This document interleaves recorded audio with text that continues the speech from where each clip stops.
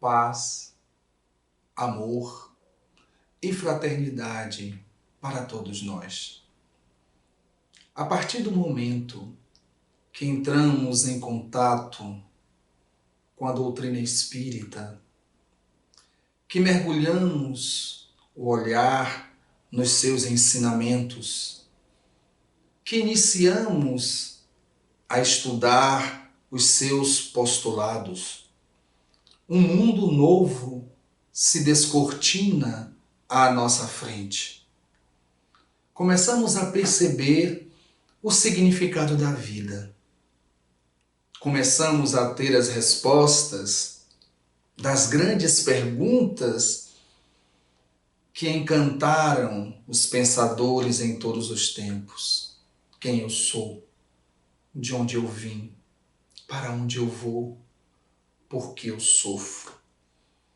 No momento em que mergulhamos nos ensinamentos do Espiritismo, que nos apresenta Jesus em toda a sua grandeza, em toda a sua beleza, em todo o seu amor, surge em nossos corações o desejo de adequar a nossa vida dentro dos ensinamentos do Consolador prometido por Jesus, que é o cristianismo redivivo. Começamos as atividades na casa espírita, nos empolgamos com as suas tarefas, a assistência social, as doutrinárias, o grupo de estudo, as reuniões mediúnicas. Tudo nos traz uma alegria profunda. É um horizonte novo que surge, nos trazendo esperança.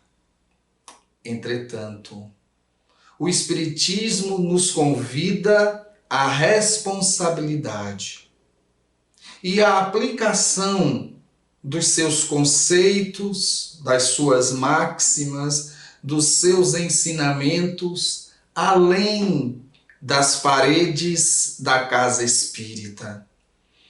A doutrina nos convida a um processo de transformação interior, de mudança de hábitos. Nos convida para uma tarefa de mudança na própria vida. Mas também nos convida para que sejamos instrumentos na sociedade. Não no sentido de pregar a doutrina, o proselitismo, para conquistar novos membros. Não. Espiritismo é ciência. E como ciência, requer um estudo profundo e que a pessoa se disponibilize a mergulhar nesse estudo. Não nos cabe ter a intenção de conquistar novos adeptos. O Espiritismo é uma doutrina transformadora. Consequentemente, aqueles que estão nas suas lides devem levar para a sociedade, não através do seu verbo, mas principalmente do seu exemplo, da sua transformação. Porque o verdadeiro espírita, como nos ensina a doutrina, o verdadeiro espírita é aquele que luta para domar suas más inclinações. É aquele que busca hoje ser melhor do que ontem e amanhã melhor do que hoje. Ele não disputa nível evolutivo com os outros. Ele não deseja ser melhor que as outras pessoas, mas ser melhor do que ele foi ontem, buscando essa transformação a cada dia. Dessa forma, o espírita deve ajudar na transformação da sociedade através do seu comportamento, onde ele estiver inserido. É através da sua conduta que as pessoas dirão: esse é um cristão verdadeiro, esse é um espírita. Como diz o Evangelho, ser cristão, ser espírita, A intenção é que isso se funda e a gente possa ser um verdadeiro cristão, sendo um verdadeiro espírita. Por isso, a importância da prática.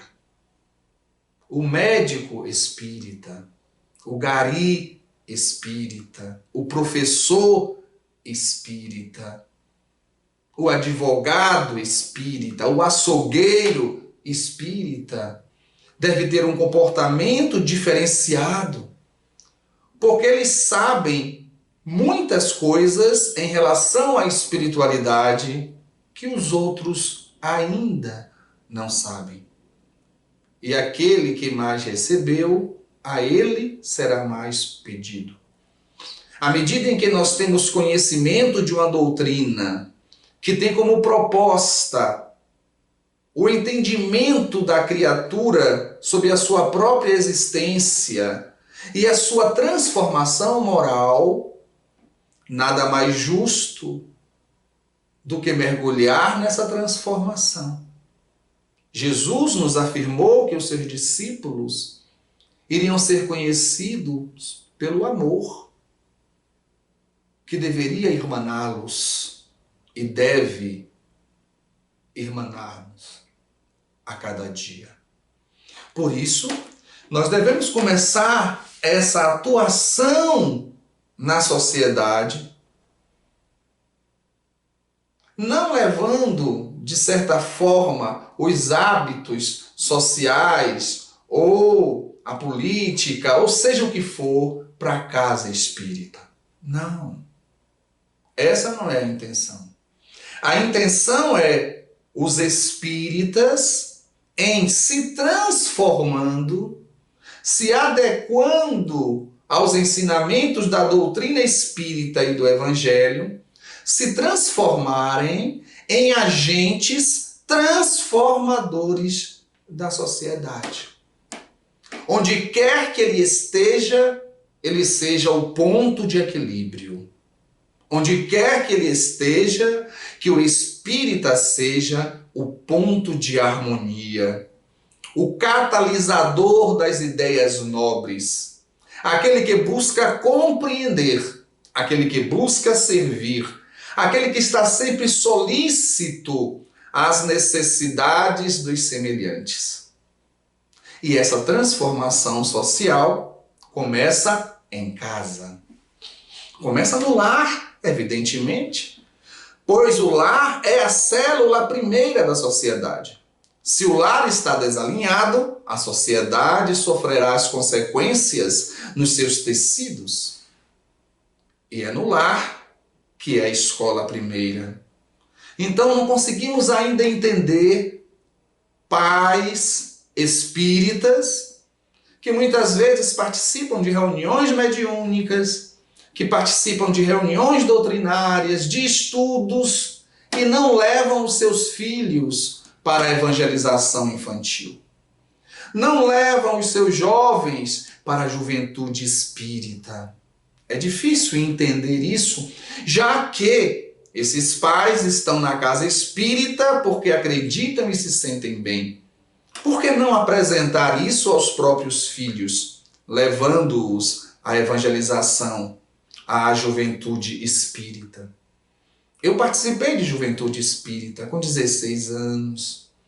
Fui até os 24 na juventude espírita. E afirmo a vocês, uma experiência fantástica, que marcou a minha vida para sempre.